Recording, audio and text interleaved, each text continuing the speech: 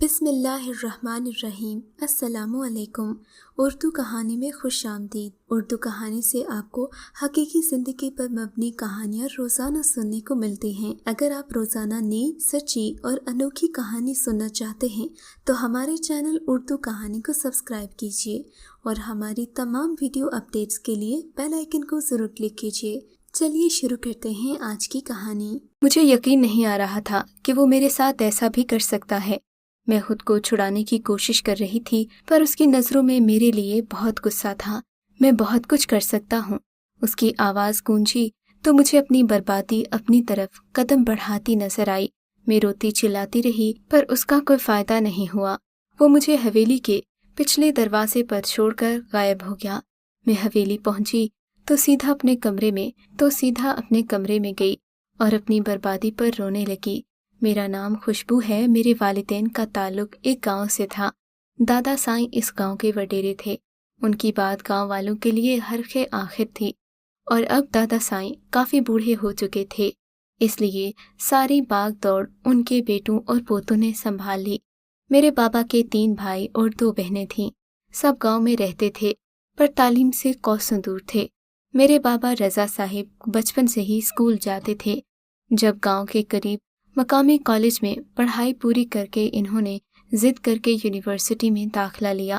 دادا جان کہتے رہے کہ بس اب بہت پڑھ لیا، اب تم شادی کرو، تمہاری عمر کے لڑکے بال بچوں والے ہو گئے ہیں، تم ایک ہو کہ تمہارے پڑھنے کا شوق ہی نہیں پورا ہوتا۔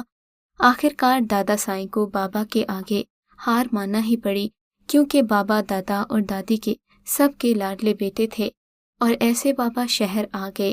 ان کو یونیورسٹی کی دنیا اور شہر کی رنگینیاں بہت بھا گئیں۔ ان کے والدین فون کرتے رہتے کہ رضا تمہاری بہت یاد آ رہی ہے، پر بابا لگے بندھے ہفتے میں کبھی کبھار آتے تھے اور شہر کا رخ زیادہ کرتے۔ اکثر اپنے دوستوں کے ساتھ بھی گاؤں گھومنے آ جاتے تھے۔ پھر بابا کی زندگی میں ایک لڑکی آئی جو ان کی یونیورسٹی میں پڑھتی تھی۔ وہ بہت ہی پراعتماد لڑکی تھی۔ بابا کو ایسی ہی لڑکیاں پسند تھیں بنسبت گاؤں کی سادہ لڑکیوں کے۔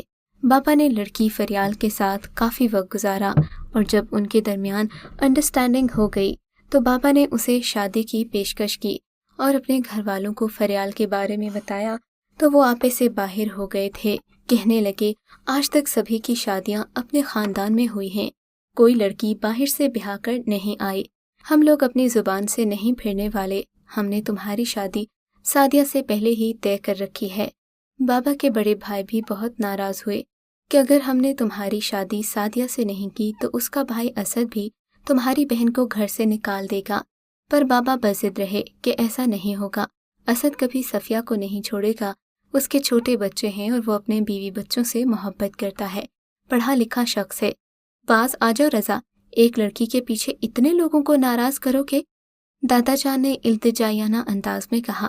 بابا بھی بولے میں آپ کا بیٹا ہوں بابا سائیں، میں نے فریال کو زبان دی ہے، میں اپنی زبان سے نہیں پھر سکتا۔ ایسے بابا ناراض ہو کر شہر آ گئے۔ فریال یعنی میری ماں سے شادی کر لی اور ان کو اپنے شہر والے گھر میں رکھا۔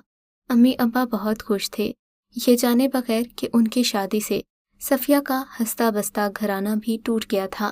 ان کے شوہر اسد کو گھر والوں نے اتنا تنگ کیا کہ تم بھی بیوی کو طلاق دو۔ مجبوراً اسد نے صفیہ کو طلاق دے کر گھر سے نکال دیا۔ جب بابا کو یہ بات معلوم ہوئی تو وہ بہت رنجیدہ ہوئے کہ مجھے اسد جیسے انسان سے یہ توقع نہیں تھی۔ صفیہ روتی دھوتی 4 بچوں سمیت جب میکے آ کر بیٹھ گئی تو رضا پر گھر والوں کا غصہ نفرت میں بدل گیا، اور سب سے زیادہ نفرت صفیہ اور اس کے 4 بچے کرتے تھے جو بے گھر کر دیے گئے تھے، سو ان سے قطع تعلق کر لیا گیا۔ پھر سال کے بعد میں یعنی خوشبو رضا پیدا ہوئی۔ امی بہت خوش رہتی تھیں، جبکہ بابا خوش ہونے کے باوجود اداس رہتے۔ ان کی وجہ سے صفیہ اور بچوں کو اپنا گھر چھین گیا تھا۔ ایسے وقت گزرتا رہا۔ پھر میرا بھائی فراز پیدا ہوا۔ اب ہم جوانی کی دہلیز پر قدم رکھ چکے تھے۔ بابا نے ہمیں اچھے سے تعلیم دلوائی، اور ایک دن دادی بہت علیل ہوئیں۔ ڈاکٹرز نے جواب دیا کہ اب جتنے دن لکھے ہیں اتنے ہی گزار کر جائیں گی۔ دادی بستر مرگ پر تھیں۔ انہوں نے ضد کی کہ مرنے سے پہلے رضا اور اس کے بچوں کو دیکھنا چاہتی ہوں۔ میں نے آدھی زندگی ان کے बगैर तड़प तड़प कर गुजार दी। यूं दादी की आखिरी ख्वाहिश का एहतराम मजबूरन दादा और घर वालों को करना पड़ा। हम गांव आ गए। हवेली बहुत बड़ी और नए तर्ज से खूबसूरत सी बनी हुई थी, पर वहाँ सबके रवैये देखकर अफसोस का सामना करना पड़ा। सब हमसे नाराज थे, खासकर बिलाल, मुजफ्फर, अजहर और रिदा, जो कि सफिया फुप्पो के बच्चे थे। वो चारों मुझे गुस्से भरी नजरों से देखते, जैसे नजरों से ही खा जाएंगे। सिर्फ दादी और दादा अच्छे से मिले। एक छोटी चची और इनके बच्चे चुपके चुपके हमसे बात कर लेते, पर दूसरे घर वालों से डरते थे। दादी 1 महीने तक शदीद बीमार रहीं और इसी दौरान बाबा को वापस जाने नहीं दिया। कहती थी कि रज़ा इतना अरसा मुझसे जुदा रहा है, अब मैं चाहती हूँ मरते वक्त वो मेरी नज़रों के सामने रहे। पर वो लोग मुझे बिल्कुल अच्छे नहीं लग रहे थे। अजीब पुरस्रार हवेली थी और वैसे ही पुरस्रार लोग थे और पुरस्रार सी इनकी सरगर्मियाँ थीं। मैं देखती, आधी आधी रात को अजीब अजीब आवाज़ें आती, कभी लड़ने झगड़ने की तो कभी किसी के रोने की। एक बार मैंने खिड़की से देखा, जुलेहा जो इस घर में सबकी खिदमत करती थी, नौकरानी थी, पर उसका सब पर मालकिन जैसा जोर चलता था।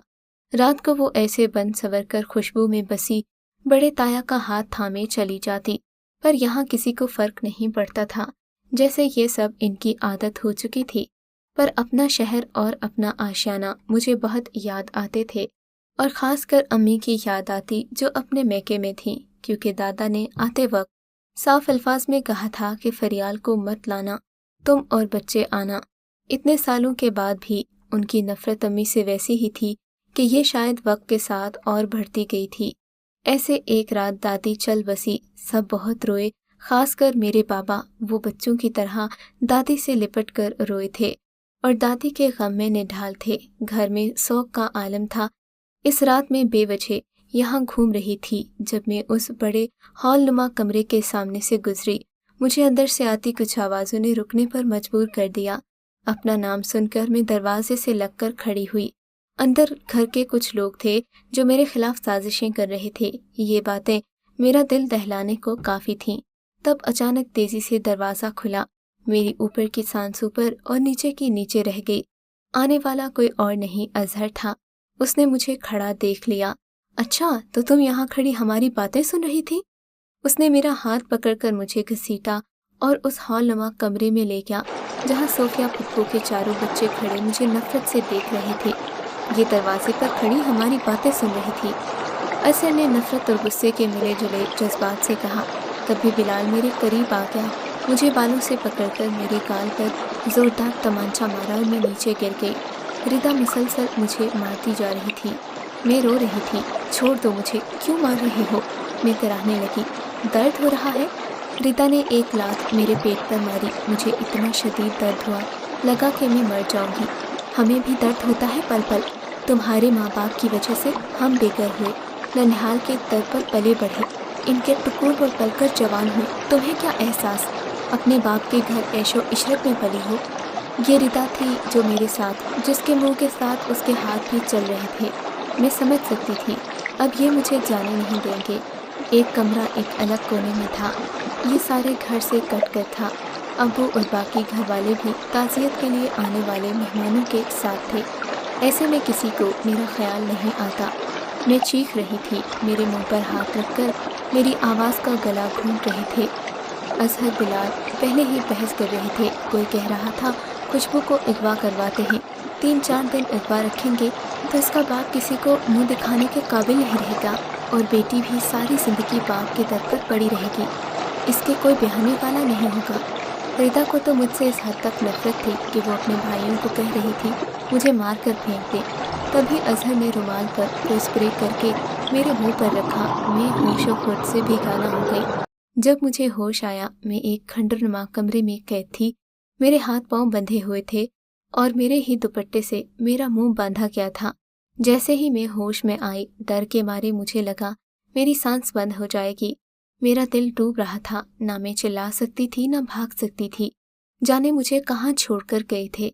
मैं गांव के रास्तों से वाकिफ नहीं थी। शाम डूब गई। रात के साए गहरे होते जा रहे थे। बाहर से जानवरों की आवाज़ें आ रही थीं। मतलब यहाँ किसी इंसान का गुजर नहीं था। यहाँ से आवाज़ें सुनकर मारे डर के मेरी आंखें बाहर निकलने को थीं। कोई ज़ीरो यहाँ कैसे आता? मुझे मेरी मौत रफ्ता रफ्ता करीब नजर आ रही थी। मुझे अम्मी बाबा सब याद आ रहे थे। काश मेरे वालिदैन को मेरे लापता होने की खबर मिल गई हो, वो मुझे ढूंढ निकालें। अचानक खिड़की जो पहले ही आधी टूटी हुई थी, उसे धक्का देकर कोई शख्स अंदर कूद आया। उसके चेहरे पर रुमाल बंधा हुआ था। वो बहुत उजलत में लग रहा था। मेरे पैर खोलता जा रहा था और बोल रहा था, देखो लड़की, मैं तुम्हें यहाँ से छुड़ाने आया हूँ। आवाज़ मत निकालना, यहाँ बहुत खतरनाक लोग हैं। तुम्हारे साथ मुझे भी मार देंगे। मैं तुम्हें बाहिफाजत हवेली पहुँचाऊँगा, मरता क्या ना करता। मैं भी चुपचाप उसके साथ हो ली। वो खिड़की से कूदा, मेरा हाथ पकड़कर मुझे नीचे उतारा और मेरा हाथ पकड़कर छुपता छुपाता मुख्तलिफ रास्तों से होता मुझे ले जाने लगा। मैं यहाँ के रास्तों से वाकिफ थी, इसलिए समझ नहीं सकी, पर थोड़ी देर के बाद मुझे अंदाज़ा हुआ कि ये मुझे कहीं और ले जा रहा है। और जब एक छोटे से घर के सामने आकर रुका तो मैं परेशान हो गई। आप यहाँ मुझे क्यों लाए हैं और आप कौन हैं? चलो अंदर, सारे सवालों के जवाब मिल जाएंगे। जब वो मुझे हाथ से खींचता हुआ अंदर ले गया तो अपने चेहरे से रुमाल हटाया। आप? हाँ मैं। आओ अब, उस शख्स ने कहा तो मैं रोने लगी। आप ऐसा नहीं कर सकते, मुझे यहाँ से जाने दीजिए, मैं बहुत कुछ कर सकता हूँ, उसने गुस्से से कहा और फिर मुझे हवेली के पिछले दरवाजे पर छोड़कर गायब हो गया। 6 घंटे गुजर गए पर हवेली में किसी को कानो कान खबर नहीं हुई। अब भी हवेली ताज़ियत करने वालों से भरी पड़ी हुई थी। सारे आदमी बाहर थे और औरतें अंदर से ताज़ियत वसूल कर रही थीं। मैं रो धोकर चुप हो गई थी। इस वाक़े का फ़िलहाल किसी से जिक्र नहीं किया था। जब तक छुपा सकती थी छुपाने का इरादा कर लिया। 3 दिन के बाद अबू के साथ मैं अपने शहर रवाना हो गई, पर अब मुझे पहले जैसी खुशी न रही थी। मेरी खुशी मर चुकी थी। घर पहुंचकर मैं अम्मी से लिपटकर खूब रोई कि सब परेशान हो गए। बस करो बेटा, इतना क्यों रो रही हो? अम्मी के पूछने पर मैंने बताया कि मैं आपके लिए बहुत उदास थी, हवेली के लोग बहुत बुरे हैं। फिर मैं सारा दिन चुपचाप अपने कमरे में पड़ी रही। बेटा, तुम चुप चुप क्यों हो गई हो? कुछ खाती पीती क्यों नहीं हो? उदास क्यों हो? अम्मी बार बार मुझसे कहती। अम्मी अब्बू को कहने लगी कि शायद खुशबू पर हवेली का साया हो गया है। अब्बू अलग परेशान रहते। फिर अम्मी अब्बू ने मुश्तरका फैसला किया कि फवाद जो मुझे कब से पसंद करता है, भाई भाभी भी कई बार कह चुके हैं, रिश्ता लेने के लिए उससे मेरी बात पक्की कर दी जाए तो शायद मेरा ध्यान बट जाए। और जब मामू ममानी आए तो मंगनी की जगह शादी पर जोर दिया। बोले, हम तो कब से तैयार बैठे थे, आप लोगों के जवाब का इंतजार था। और यूं मेरी शादी तय हो गई। मेरे खौफ बढ़ते चले गए। जैसे जैसे दिन करीब आ रहे थे मेरी हालत गैर हो रही थी। चेहरा कमला कर रह गया था और रंग जर्द हो गया था। अम्मी की परेशानी बढ़ गई थी। कहती थी मेरी बेटी को किसी की नज़र लग गई है। उन्हें हवेली वालों पर रह रहकर गुस्सा आता। डरते डरते निकाह का दिन भी हो गया। सारे फंक्शन से पहले सादगी से निकाह तय पाया। मैं अल्लाह से मदद मांग रही थी। जब सब निकाह के लिए जमा हुए मुझे तैयार करके पर्दे के पीछे छुपा दिया गया। जब काजी मेरे पास आया, कबूल है कि अल्फाज सुनकर धड़ाम से कुछ लोग अंदर आते दिखाई दिए। नहीं काजी साहिब, कबूल नहीं है, वो आदमी ऊंची आवाज में बोला। ये क्या तरीका है मुजफ्फर? अब्बू जोर से चिल्लाए। और ये क्या तरीका है मामू जान, आप निकाह पर निकाह करवा रहे हैं? मुजफ्फर की बात थी यह धमाका। सबके होंठों पर एक अलग अलग जुमला था। निकाह पर निकाह? अब्बू ने जाकर मुजफ्फर का गिरेबान पकड़ लिया। क्या बकवास कर रहे हो मुजफ्फर, होश में तो हो? मुंह तोड़ दूंगा मैं तुम्हारा। मुंह तोड़ने से पहले अपनी बेटी से पूछिए। अब्बू ने मेरी तरफ देखा। मेरे आंसू जो गालों पर पहले ही लड़क रहे थे। अब्बू की बात की तस्दीक करने के लिए मैंने गर्दन झुका ली और उनका भी सर झुक गया। अम्मी अब्बू सर पकड़कर बैठ गए। इधर फवाद और उसके घर वाले सदमे में थे। मुजफ्फर ने काजी और फवाद के रिश्तेदारों को वापस घर भिजवा दिया। फवाद के घर वालों और मेरे घर वालों के सवाल मुझे परेशान कर रहे थे। मेरे मुंह पर ताले लग गए थे। मुझसे कुछ बोला नहीं जा रहा था। तब मुजफ्फर ने मुंह खोला और अपनी माँ के साथ गुजरे जुल्म पर, अपने घर बदर होने पर और अपने बाप के बदले की आग एक एक लफ्ज़ अब्बू के गोश गुजार कर दिया।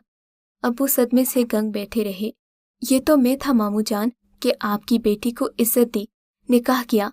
اب یہ میری بیوی ہے اور یہ آپ بے فکر رہیے گا، میں اس پر ظلم نہیں کروں گا۔ بس آپ کو احساس دلانا تھا کہ اذیت کیا چیز ہوتی ہے، گھر بدر ہونا کسے کہتے ہیں۔ ابو کے پاس الفاظ نہیں تھے، ان سے کیا گناہ ہوا تھا جو سب کو وضاحتیں دیتے۔ پسند کی شادی ان کا جرم بن گئی اور اس جرم کی زد میں ان کی لاڈلی بیٹی آئی۔ آپ لوگ بیٹھ کر اپنے دکھڑے روئے، خوشبو میری امانت ہے، آپ کے پاس جلد ہی سے لینے آؤں گا۔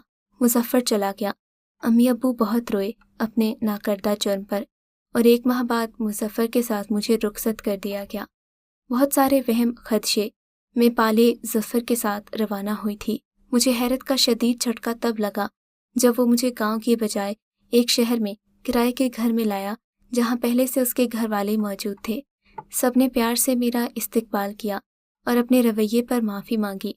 مظفر نے مجھے یقین دلایا کہ وہ مجھے بہت خوش رکھے گا اور وہ اپنے بچوں کو بکھرنے نہیں دے گا جیسے کہ وہ خود بکھرا تھا۔ اگر آپ کو یہ کہانی اچھی لگی ہے تو اس ویڈیو کو لائک کیجیے اور اس طرح کی مزید ویڈیوز دیکھنے کے لیے ہمارے چینل کو سبسکرائب کیجیے۔